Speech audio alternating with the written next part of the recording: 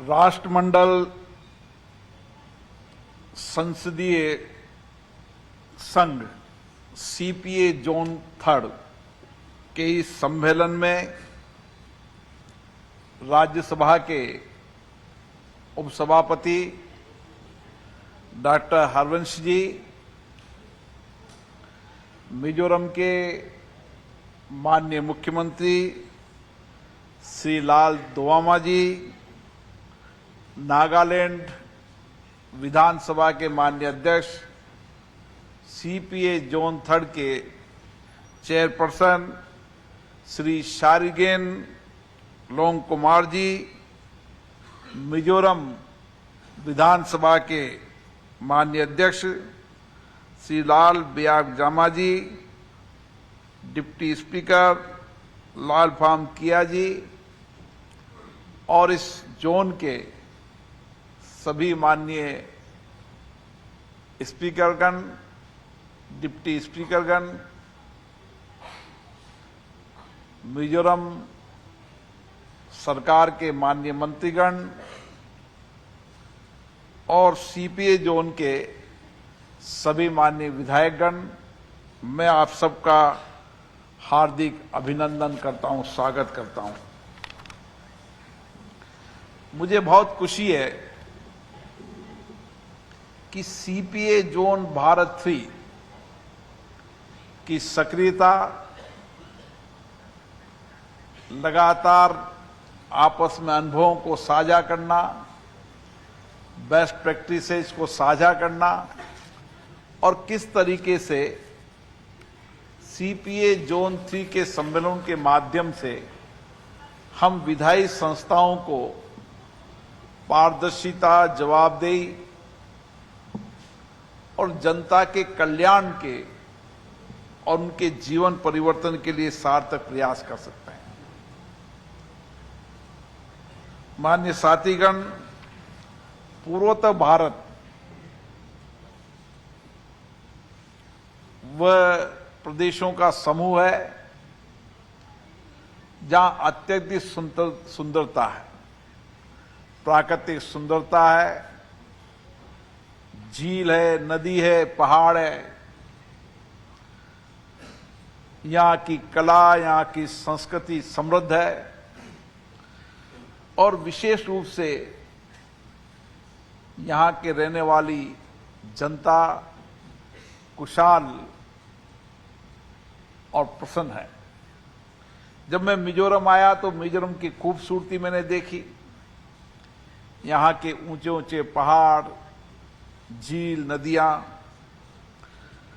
यहाँ का शांतिपूर्ण माहौल,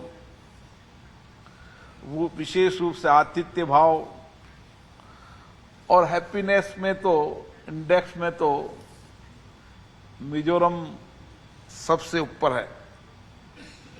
और इस 52 साल की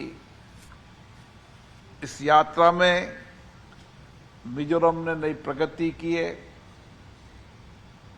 खुशहाली लाए और विकास के नए आयाम किए हैं। आज हम जिस महत्वपूर्ण विषय पर यहां चर्चा के लिए बैठे हैं, विधायी संस्थाओं में, विधायी कार्य में शुचिता कायम करना। मेरा मानना है किसी भी विधायी संस्थाओं के अंदर या विधायी कार्य के अंदर जितनी अच्छी शुचिता होगी, पारदर्शिता होगी, हम उतनी ही बेहतर संस्थाओं को बना पाएंगे, उतनी संस्थाओं को जवाबदेह बना पाएंगे और जिस अपेक्षाओं के साथ, जिस आकांक्षाओं के साथ जनता हमको चुनकर भेजती है, हम उतनी अपेक्षा आकांक्षाओं के साथ उनकी आवाज को, उनकी बात को इन संस्थाओं में रखकर, जहां इन संस्थाओं के प्रति लोगों का विश्वास, भरोसा जागेगा, उसके साथ साथ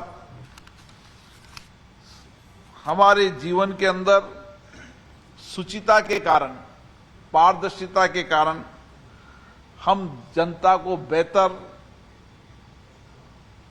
खुशी दे पाएंगे, बेहतर जीवन दे पाएंगे।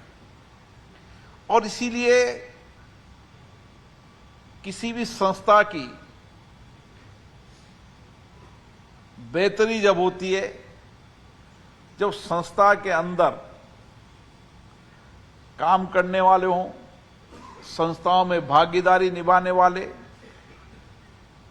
की कार्य प्रणाली, उसका आचरण, उसका व्यवहार विशेष रूप से जवाबदेही भी होना चाहिए और पारदर्शितापूर्ण भी होना चाहिए। क्योंकि हम लोकतंत्र की चुनी संस्थाएं हैं और लोकतंत्र की चुनाव संस्था में हमें बहुत जिम्मेदारी के साथ जनता ने चुनकर भेजा है। इसलिए हमारी बहुत बड़ी जिम्मेदारी होती है कि हम जहां जनता की बातों को, जनता की कठिनाइयों को जितना रखेंगे और अपनी अपनी विधानसभाओं के अंदर जो अच्छे अनुभव हैं, जो बेस्ट प्रैक्टिसेज हैं, नए नवाचार हैं, उनको साझा करेंगे, उतना ही हम जनता का कल्याण कर पाएंगे। इस लोकतंत्र की लंबी यात्रा के अंदर हमने देश में चर्चा, संवाद, सहमति, असहमति और नौचारों से भारत की प्रगति, खुशहाली तय की है। मुझे खुशी है कि उत्तर पूर्वी राज्यों ने भी विकास के नए आयाम स्थापित किए हैं। आज उत्तर पूर्व राज्य विकास के नए गति की ओर बढ़ रहे हैं। केंद्र और राज्य सरकारें मिलकर साझे प्रयासों से यहां की चुनौतियों को, यहां के कठिनाइयों को आपस में साझा कर किस तरीके से इन राज्यों के अंदर हम भौतिक संसाधनों को ठीक से उपलब्ध करा सकें, आवागमन के साधनों के अंदर बेस्ट इंफ्रास्ट्रक्चर को डेवलप कर सकें।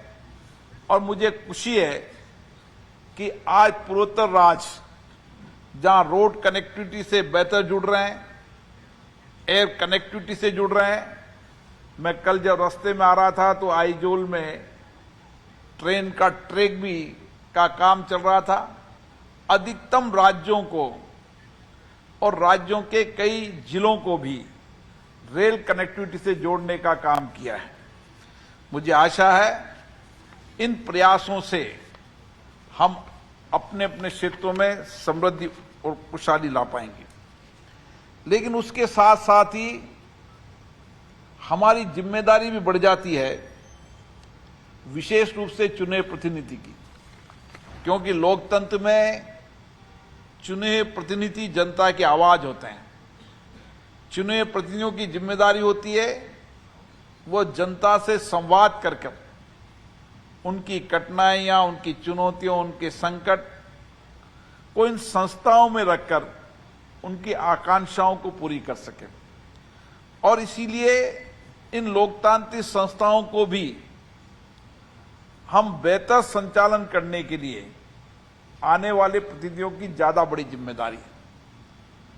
हम किस तरीके का व्यवहार सदनों में करें, किस तरीके की मर्यादा सदनों में कायम रखें और ये सदन चर्चा संवाद के केंद्र बने। सहमति असहमति हमारी लोकतंत्र की ताकत है। किसी भी देश का लोकतंत्र जब मजबूत होगा जब उसमें सहमति भी होगी, असहमति भी होगी, पक्ष का विचार भी होगा, असहमति का विचार भी होगा,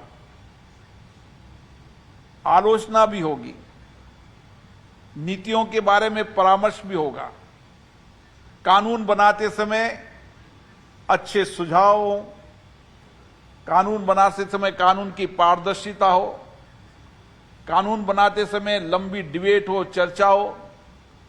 चर्चा संवाद से हम बेहतर कानून बना सकते हैं, बेहतर नीतियां बना सकते हैं और चर्चा संवाद से ही जो नीतियां, कार्यक्रम, योजनाएं हम लागू कर रहे हैं उसमें अगर आलोचना भी होगी तो उसको सकारात्मक दृष्टि से लेकर उन नीतियों और कार्यक्रमों में समय समय में परिवर्तन करने की दिशा भी तय होगी। इसीलिए मेरा मानना है, जो माननीय मुख्यमंत्री जी ने कहा कि बदलते परिप्रेक्ष्य में हमें हमारी संस्थाओं को डिजिटल और तकनीकी से परिपूर्ण करना होगा। जितनी संस्थाएं जनता से सीधे संवाद से जुड़ेगी, जितना जनप्रतिनिधियों का सीधा जनता से संवाद होगा, वह भौगोलिक स्थितियों को देखते हुए हम डिजिटल भी कर सकते हैं। तकनीकी के जितने भी बेहतर उपयोग साधन उसका उपयोग कर सकते हैं, ताकि हम अपने क्षेत्र की जनता से बेहतर संवाद कर सकें, वहां के स्टेक होल्डरों से समय समय पर बेहतर में सुझाव प्राप्त हो सके। जमीन पर रहने वाला व्यक्ति को ज्यादा जानकारी होती है कठिनाइयों की, चुनौतियों की, संकटों की और रोजमर्रा की जिंदगी को। हम अगर तकनीकी से और डिजिटल माध्यम जितना सशक्त करेंगे, उतनी ही संस्थाओं को भी बेहतर करेंगे और जनप्रतिनिधियों के अंदर भी पारदर्शिता, जवाबदेही लाएंगे। इसलिए समय समय पर डिजिटल का उपयोग भी हमें संस्थाओं को भी करना चाहिए और जनप्रतिनिधियों को जोड़ना चाहिए और जनता से सीधा उनका जुड़ाव होना चाहिए। मेरा ये मानना है कि सीपीए के अंदर भी हमने चर्चा की कि इन संस्थाओं के अंदर अधिकतर जनभागीदारी बढ़े। लोकतांत्रिक संस्थाओं के अंदर जितनी जनभागीदारी बनेगी, जितनी सक्रिय भागीदारी बनेगी, उतनी ही लोकतांत्रिक संस्थाओं में शुचिता भी आएगी और पारदर्शिता और जवाबदेही भी आएगी। इसलिए हमें प्रयास करना चाहिए कि अपने अपने राज्यों के अंदर भी, चाहे विश्वविद्यालय हो, कॉलेज हो, महिलाएं हो, समाज के अलग अलग स्टेक होल्डर हो, उनके साथ हमारी चर्चा संवाद हो सके। विकास के साथ साथ हम अपने अपने राज्यों के अंदर इंडस्ट्रीज, व्यापार, तकनीकी और उसके साथ साथ सर्विस सेक्टर के अंदर क्या परिवर्तन ला सकते हैं। देश के अंदर हम गर्व से कह सकते हैं कि भारत की ताकत दुनिया में बढ़ रही है। हमारे माननीय प्रधानमंत्री नरेंद्र मोदी जी के अथक प्रयासों से हम दुनिया के अंदर एक प्रमुख ताकत के ऊपर उभरे हैं। हमारे विचार, हमारी नीतियां, हमारी कार्य योजनाएं, हमारे कानून, हमारी पारदर्शिता के कारण दुनिया के अधिकतम देश भारत के अंदर निवेश कर रहे हैं।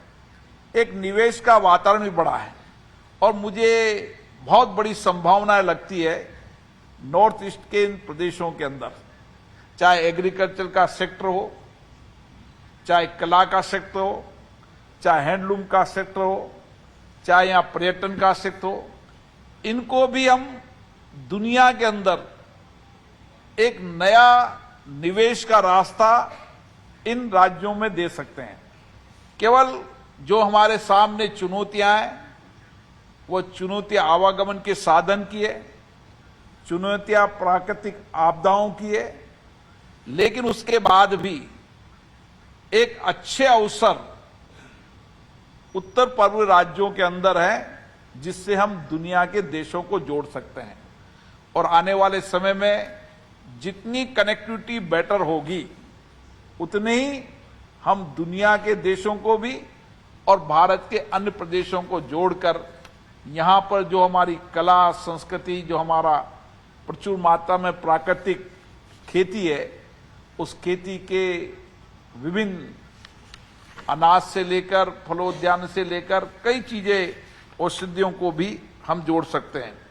मुझे आशा है कि ये 2 दिन की सीपीए जोन की ये बैठक आपस में अलग अलग राज्यों की बेस्ट प्रैक्टिसेज, उनकी संस्थाओं में नवाचार, विधायकों के नए इनोवेशन, विधायकों द्वारा अपनी जनता से सीधा संवाद और किस तरीके से संवाद के माध्यम से उच्च मर्यादाओं की चर्चा संवाद, बेस्ट प्रैक्टिसेज के लिए भी हम एक साझा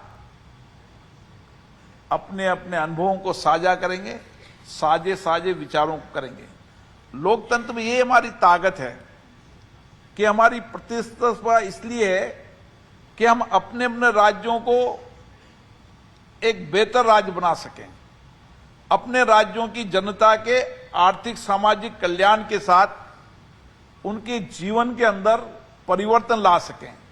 जब सभी पूर्वोत्तर के राज्य इस बात की प्रतिस्पर्धा करेंगे कि मैं किस तरीके से अपने राज्य की जनता को खुशहाल, समृद्धि, आर्थिक सामाजिक परिवर्तन ला सकते हैं, और इसके लिए विधायी संस्थाओं में जो चर्चा संवाद होती है वही आर्थिक सामाजिक परिवर्तन ला सकते हैं।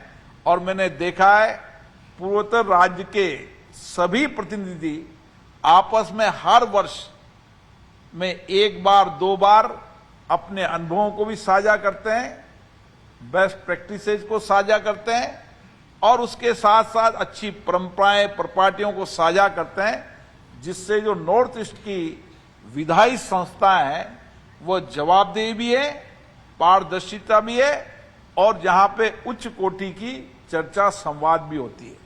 और यही प्रयास सभी राज्यों की विधानसभा में होना चाहिए, केंद्रीय विधान मंडलों में भी इसी तरीके से प्रयास होना चाहिए। मुझे आशा है जिस लक्ष्य की प्राप्ति के लिए आप सब बैठे हैं उन लक्ष्यों की प्राप्ति हम कर पाएंगे। सतत और समावेशी विकास को लेकर हमारी अवधारणा को और बेहतर कर पाएंगे, और इन विधायी संस्थाओं के माध्यम से हम पूर्वोत्तर के राज्यों के विकास, वहां की जनता के आकांक्षाओं, अपेक्षाओं को पूरा कर पाएंगे। और दुनिया के देशों से ये जो पूर्वोत्तर राज्य जुड़े हुए हैं उनके अंदर हमारे अच्छी सांस्कृतिक, हमारे आदान प्रदान बेहतर हैं। अभी डिप्टी चेयरमैन साहब ने डिटेल में बताया आसियान देशों के साथ भारत के संबंध, आसियान देशों के पूर्वोत्तर राज्यों के संबंध बहुत गहरे पुराने रिश्ते हैं, सांस्कृतिक रिश्ते हैं, हमारे आपस में रीति रिवाज के रिश्ते हैं। हम किस तरीके से व्यापार और निवेश के नए रास्ते खोल सकते हैं ताकि आने वाले समय में इन पूर्वोत्तर राज्यों के अंदर रोजगार का नए साधन सर्जन हो सके, नौजवानों को रोजगार मिल सके, और उसके साथ साथ यहाँ के प्राकृतिक संसाधनों का, यहाँ की कृषि, यहाँ के फूल, मतलब कितनी बेहतरीन। मैं जब मालूम किया तो यहाँ के फूल देश में, दुनिया में जा सकते हैं। यहाँ का बम्बू का बना फर्नीचर, टाइल्स जो इंडस्ट्री लग सकती है वह दुनिया के अंदर नया बाजार कर सकती है। यहाँ के फल फ्रूट को हम दुनिया के अंदर नए बाजार दे सकते हैं ताकि यहाँ के लोगों को रोजगार मिल सके और उनकी आय बढ़ सके। अब हमारी चुनौती यही है कि हम अपने प्रदेशों के अंदर रोजगार उपलब्ध करा सकें, लोगों को रोजगार के साथ उनको बेहतर शिक्षा, चिकित्सा, आवागमन के साधन, विकास भी हो, और विकास के साथ रोजगार के अवसर उपलब्ध करने के लिए जो नए अवसर भारत को मिले हैं उस अवसरों का लाभ उत्तर प्रदेश, उत्तर पूर्वी राज्यों को विशेष रूप से मिले। इसके लिए हमारी लोकतांत्रिक संस्थाएं चर्चा करेगी, संवाद करेगी, और आपस में लोकतंत्र में चर्चा, संवाद और मंथन से जो अमृत निकलेगा उस अमृत से हम लोक कल्याणकारी योजना बनाकर लोगों का कल्याण करेंगे, उनके जीवन को बेहतरी करेंगे।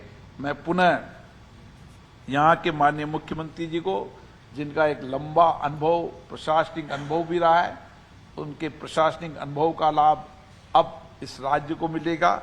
यहाँ की विधानसभा के अध्यक्ष जो पहली बार विधायक बने, पहली बार स्पीकर बने, लेकिन उनका अनुभव पुराना है, उसका लाभ भी विधायी संस्थाओं को मिलेगा। और विशेष रूप से नागालैंड के हमारे चेयरपर्सन जिन्होंने इस कार्यक्रम को आयोजित किया, और सभी राज्यों के विधानसभा के अध्यक्षों और वहाँ के विधायक प्रतिनिधियों को बहुत बहुत धन्यवाद देता हूँ कि उन्होंने इस मिजोरम के अंदर CPA जोन की 3 बैठक आयोजित कर और नए लक्ष्यों की ओर बढ़ने का संकल्प लिया है। आप सबको बहुत बहुत धन्यवाद।